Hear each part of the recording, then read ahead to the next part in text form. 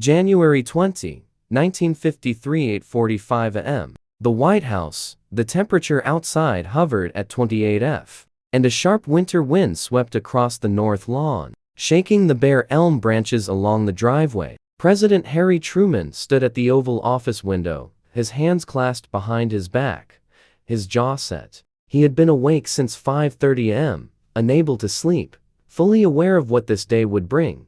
A black limousine rolled up to the north portico. Inside sat Dwight David Eisenhower, the man who would become the 34th President of the United States in less than 4 hours. The man Truman had once praised as the finest military commander America had ever known. The man he had promoted to 5-star general, appointed Army Chief of Staff, and later chosen as the first Supreme Commander of NATO. The man Truman had even offered to support as the Democratic presidential nominee in 1948, willing to step down to vice president himself, and yet, that same man now refused to step inside the White House. Truman had planned this morning with care. He had ordered the kitchen staff to prepare the good coffee Eisenhower preferred. Light refreshments were arranged in the blue room. He had reserved 30 minutes for a private, respectful conversation before they left together for the Capitol. Two men who had helped win a war and shape the peace, sharing a final gesture of civility before the transfer of power. It was a tradition extending back generations. Every incoming president since William Howard Taft had paused for at least a brief visit with his predecessor, a symbolic act of respect, a reminder that the office was greater than any one man, and that democracy depended on grace and continuity. My Dwight Eisenhower sat in their limousine at the entrance. The engine was running. Exhaust poured from the tailpipe into the cold morning air. The door did not open. They would not enter. They would not come inside for even 5 minutes of courtesy. White House staff stood in the hallway, confused. Feuchters did not know what to do. Should they go outside and ask again? Should they wait?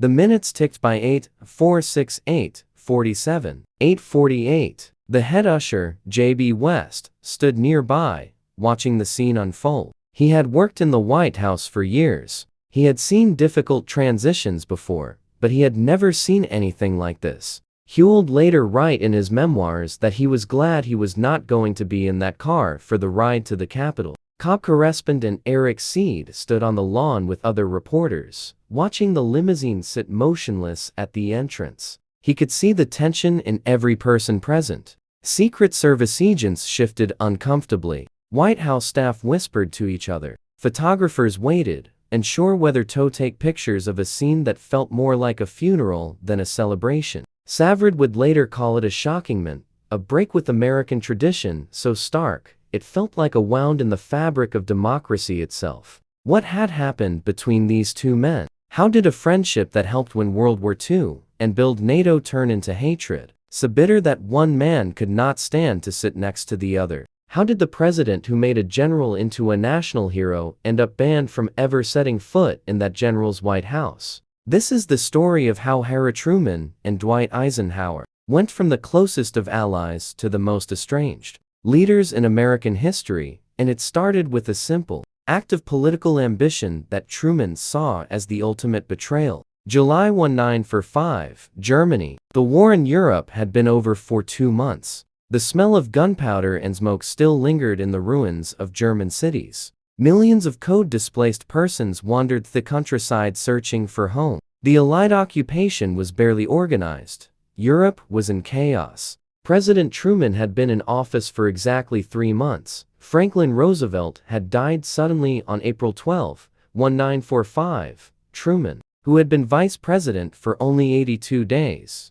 found himself leading a nation at war. He made the decision to drop atomic bombs on Hiroshima and Nagasaki. He managed the final defeat of Japan. He attended the Potsdam Conference with Winston Churchill and Joseph Stalin to negotiate the post-war order. Now in Midgeley, Truman stood on the Autobahn outside Frankfurt with General Dwight Eisenhower, the supreme commander of Allied forces in Europe. The Autobahn was Hitler's signature achievement, a massive highway system that cut across Germany. American engineers were impressed by its design. Truman wanted to see it for himself. Eisenhower gave him a personal tour. They walked along the concrete roadway. They calmed, examined the bridges, the overpasses, the engineering that made high-speed travel possible. Truman was fascinated. He had grown up on dirt roads in Missouri. The idea of a national highway system appealed to him immediately. But Truman was not just there to look at roads.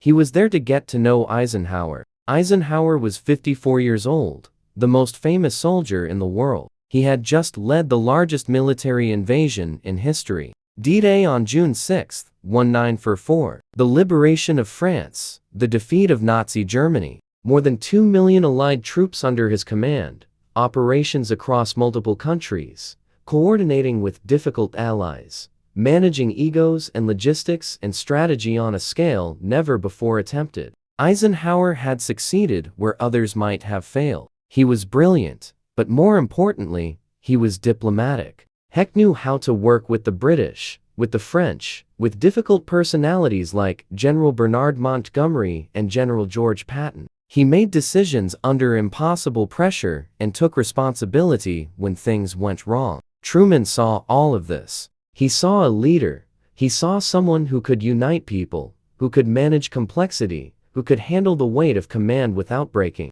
And Truman knew his own limitations. He was a farmer's son from Independence, Missouri. He had served in World War as an artillery captain. He had spent most of his career in local politics, working with the Pendegasticine in Kansas City. He had been a county judge, then a senator. He was competent, hardworking, honest. But he was not a giant. He was not Roosevelt. He was not a natural president. Standing on that Ottawa barn with Eisenhower, Truman made a decision. This man, this general should be president. America needed someone like Eisenhower to lead it through the dangerous years ahead. The Soviet Union was expanding. Communism was spreading. The world was splitting into rival camps. America needed the best leader it could find.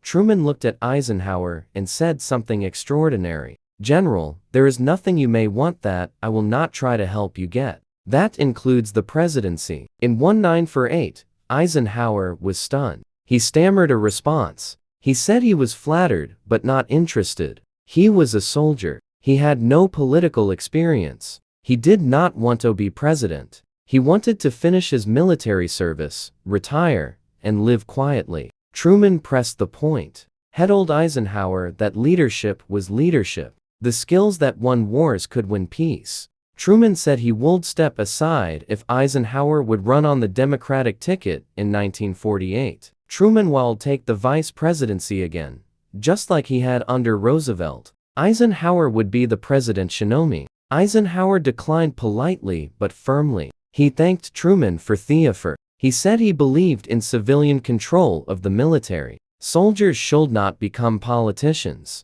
It was bad for democracy. He wanted no part of it. Truman accepted the answer, but he did not stop believing Eisenhower should be president. Over the next 7 years, Truman would mention it repeatedly, publicly, privately, to reporters, to friends, to anyone who would listen. Eisenhower was the man. Eisenhower was the one who could lead America. The two men stayed close. After the war, Truman appointed Eisenhower as Army Chief of Staff in November 1945. They worked together on demobilizing millions of soldiers, on occupation policy in Germany and Japan, on the early stages of what would become the Cold War. On February 7, 1948, Truman presented Eisenhower with his 4th Distinguished Service Medal at a ceremony at the Pentagon. It was a formal event full of pomp and respect. Photographers captured the moment, Truman shaking Eisenhower's hand, both men smiling, the president and his most trusted general. Behind the scenes, their relationship was even light, warmer. They wrote letters to each other regularly. Truman sought Eisenhower's advice on military matters. Eisenhower kept Truman informed about army operations and personnel. There was genuine affection between them. Truman saw Eisenhower as the son of a great soldier, someone who embodied the best of American values. Eisenhower saw Truman as a decisive leader who had made the hardest choices any president had ever faced. In 1948, Truman won re-election in a stunning upset. He did not need Eisenhower after all. The country, it seemed, had decided Truman was good enough on his own. But Truman never stopped believing Eisenhower shall be president. And he never stopped telling people so publicly, privately, constantly. Eisenhower waste man. Eisenhower was the one who should lead America. This constant praise would eventually become the seed of their destruction. The problem was Senator Joseph McCarthy. McCarthy was a first-term Republican senator from Wisconsin, elected in 1946, at age 38. He had served as a circuit court judge before the war, then as a Marine officer in the Pacific. He returned to Wisconsin with an inflated combat record and political ambitions. His first years in the Senate were unremarkable. He sponsored no major legislation. He attracted little attention. Colleagues considered him lazy and opportunistic. Then on February 9, 1950, Arthur gave a speech that changed American politics. He spoke to the Republican Women's Club in Wheeling, West Virginia. He said he had names, evidence, proof of a massive conspiracy. The speech was a lie. McCarthy had knowledge. The number 205 was invented, but the claim was sensational, and newspapers across the country ran it as front-page news. Communist infiltration, traitors in the government, a senator with proof. McCarthy became famous overnight. He was invited onto radio programs. Newspapers requested interviews. He gave more speeches, making more accusations. The numbers changed. Sometimes it was 205 communists, sometimes 81, sometimes 57. The inconsistency did not matter. What mattered was the fear. Americans in 1950 were terrified of communism. The Soviet Union had developed atomic weapons in 1949, years ahead of American estimates.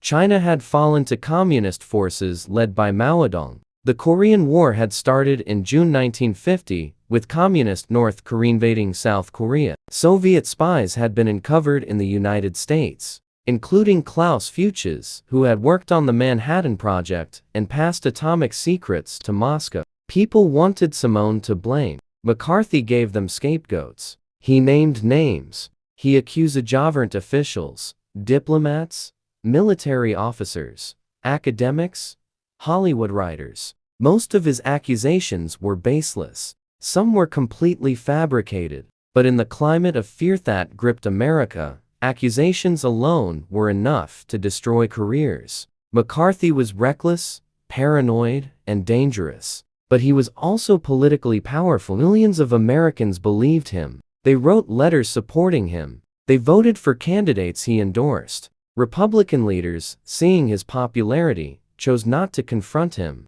Democrats who criticized McCarthy found themselves accused of being communist sympathizers. One of McCarthy's favorite targets was General George Marshall. Marshall had been Army Chief of Staff during World War II. He was the architect of American victory, the man who had built the United States military from a small, poorly equipped force into the most powerful army the world had ever seen. In 1941, the Army had fewer than 2,000 soldiers and equipment left over from World War I. By 1945, it had more than 8 million soldiers, the best weapons, the best training, the best logistics. Marshall had done that. He had selected commanders, organized divisions, coordinated with allies, planned operations. Every major decision of the war had crossed his desk. Eisenhower, Bradley, Patton, MacArthur, all of them reported to Marshall. When they needed support, Marshall got it for them.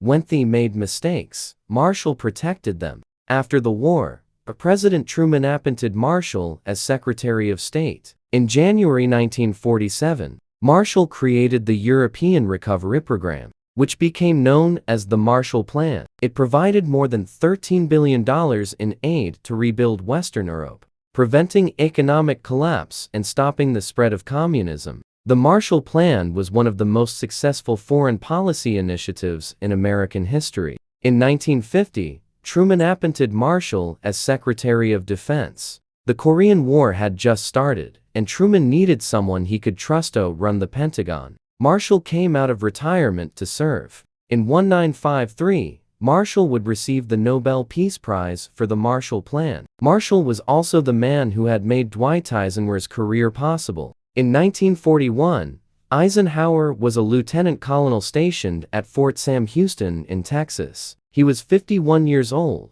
unknown outside the Army, with no combat experience. His career had been respectable, but unspectacular. He had spent most of it in staff positions, working for other generals, writing plans and reports. He was considered competent, but not exceptional. George Marshall saw something different. Marshall met Eisenhower briefly in 1941 and was impressed by his clarity of thought, his ability to analyze complex problems, and his calm demeanor under pressure. When America entered World War II in December 1941, Marshall brought Eisenhower to Washington to work in the War Plans Division. Over the next 2 years, Marshall promoted Eisenhower repeatedly. Lieutenant Colonel to Brigadier General in September 1941, Major General in March 1942, Lieutenant General in July 1942. Marshall leapfrogged Eisenhower over dozens of more senior officers. Officers with combat experience.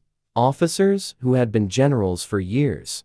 In June 1942, Marshall appointed Eisenhower as commander of US forces in Europe. In November 1942, Eisenhower commanded the lead invasion of North Africa. In December 1943, Marshall named him Supreme Commander of the Allied Expeditionary Force, giving him authority over all Allied forces preparing for the invasion of France. Without George Marshall, Dwight Eisenhower would have spent World War II behind a desk in Washington, writing staff papers and attending meetings. He would have retired as a colonel, or maybe a brigadier general. He would have been forgotten by history. Eisenhower knew this. He acknowledged it publicly. He called Marshall his mentor, his patron, the man who had believed in him when no one else did. Eisenhower owed everything to Marshall: his rank, his command, his fame, his place in history. All of it came from George Marshall's decision to promote an unknown staff officer to supreme command. Senator Joseph McCarthy did not care about any of that. In June 1951, McCarthy delivered a 6,000-word speech on the floor of the United States Senate. The speech lasted 3 hours. McCarthy accused George Marshall of being part of a communist conspiracy. He called Marshall a liar. He said Marshall had deliberately lost China to the communists. He accused Marshall of undermining American foreign policy to benefit the Soviet Union. He stopped just short of calling Marshall a traitor, but the implication was clear. McCarthy's central claim was that Marshall, as Secretary of State, had failed to support Chinese nationalist leader Chiang Kai-shek adequately, leading to the communist victory in China in 1949. McCarthy argued this was not incompetence, but deliberate betrayal, part of a conspiracy so immense and an infamy so black as to dwarf any previous venture in the history of man. The speech was deranged. It was full of distortions, half-truths, and outright fabricans. Most senators could not sit through it. By the time McCarthy finished, only 2 senators remained in the chamber. The rest had walked out.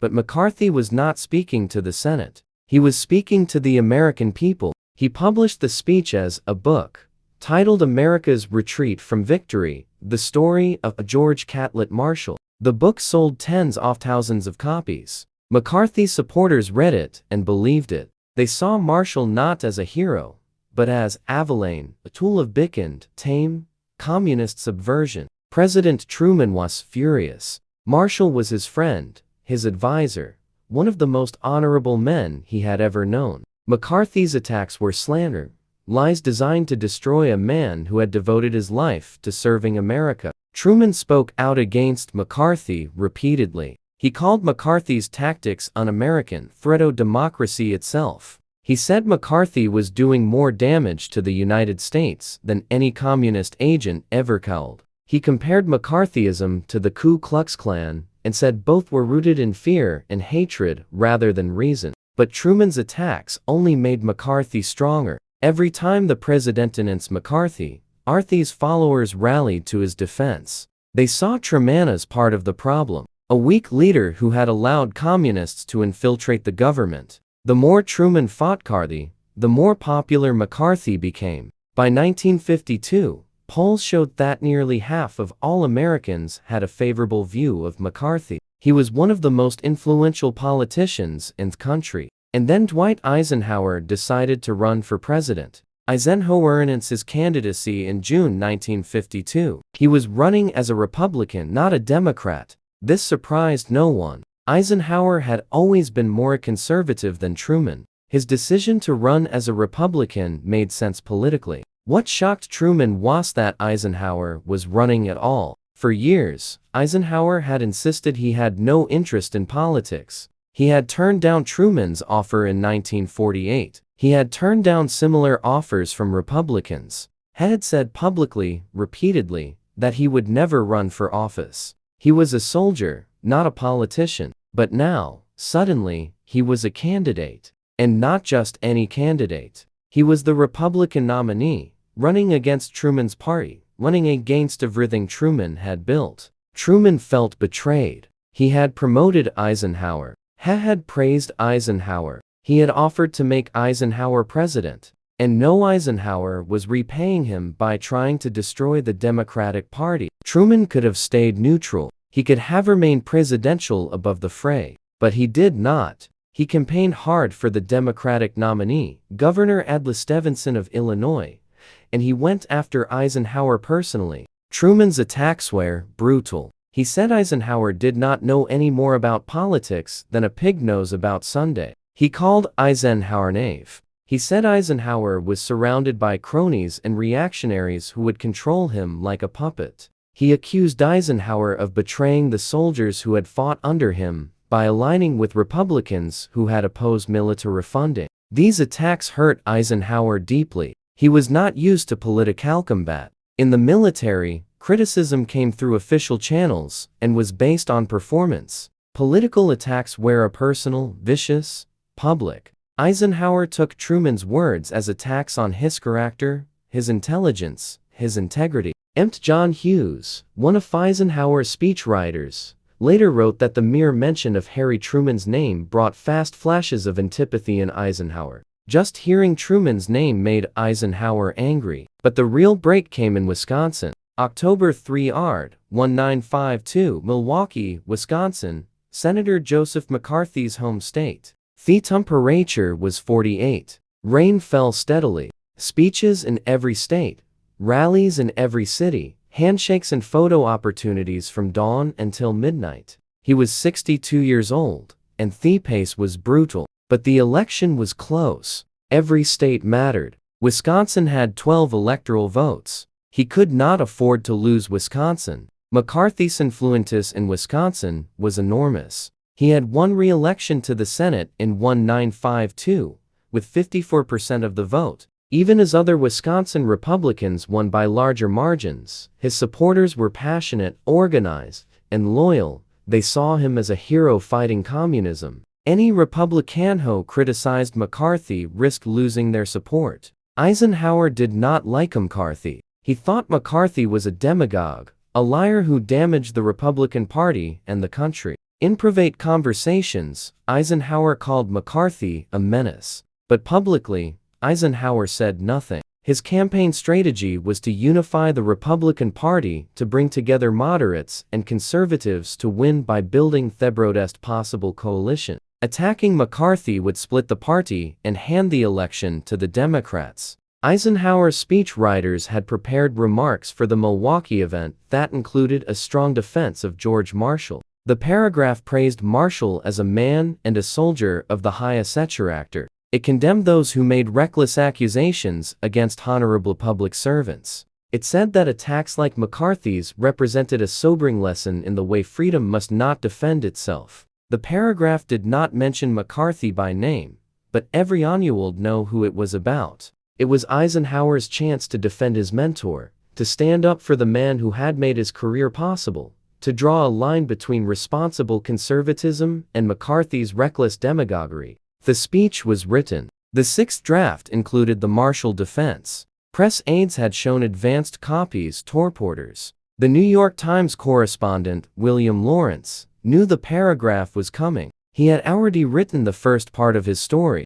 Eisenhower defends Marshall in McCarthy's home state. It would be front-page news. But that afternoon, everything changed. Governor Walter Clerger, of Wisconsin came to see Eisenhower at his hotel. Kola was a moderate Republican, a businessman who had been elected governor in 1950. He did not like McCarthy's methods, but he understood McCarthy's power. Kola brought other Wisconsin Republican leaders with him. State Party Chairman Henry Ringling, Congressman Charles Kirsten, Rational Committeeman Vera Loren. They were all worried. They told Eisenhower that defending Marshall would be seen as an attack on McCarthy. Wisconsin Republicans loved McCarthy. If Eisenhower criticized him, even indirectly, Wisconsin voters would be angry. They might stay home on Election Day. They might vote for the Democratic candidate, Adlai Stevenson. Wisconsin's 12 electoral votes could swing the entire election. The Wisconsin Republicans were blunt.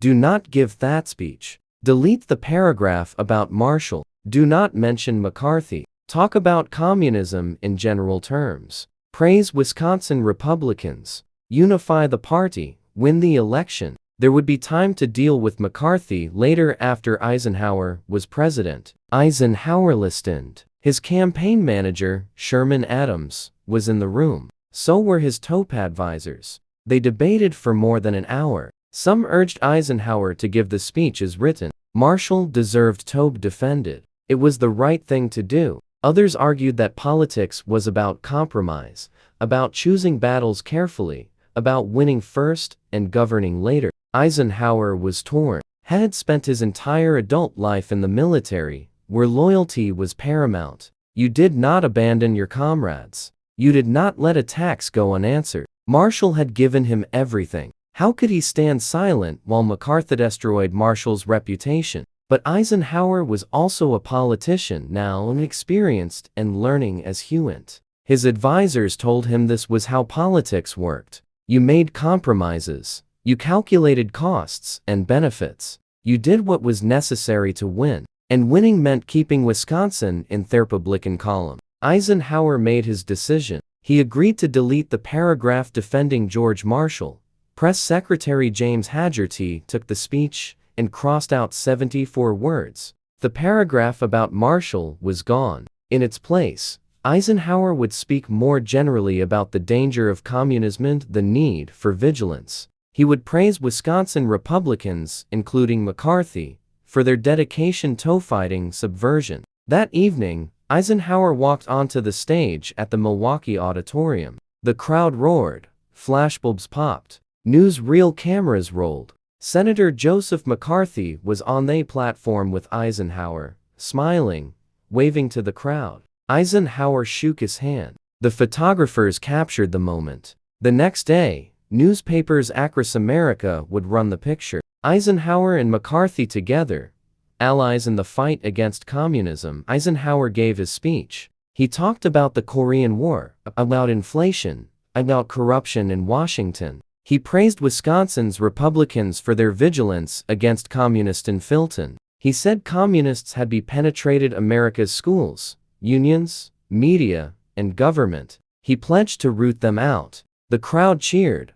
Eisenhower never mentioned George Marshall. He never condemned McCarthy's methods. He never drew the line between responsible anti-communism and reckless witch hunts. McCarthy stood with him on stage the entire time, beaming. When the speech ended, McCarthy came forward. He shook Eisenhower's hand again. He told reporters he was proud to support Eisenhower for president. The Wisconsin Republicans were thrilled. The event was a success. Eisenhower would win Wisconsin. But William Lawrence of the New York Times knew something was wrong. He had seen the advanced copy of the speech. He knew the Marshall paragraph had been in the 6th draft. Now it was gone. He started asking questions. Campaign aides tried to deflect. They said the speech had been edited for time. They said Eisenhower had already defended Marshall in other speeches. They said it was not a big deal. Lawrence did not believe them. Hecked with other reporters.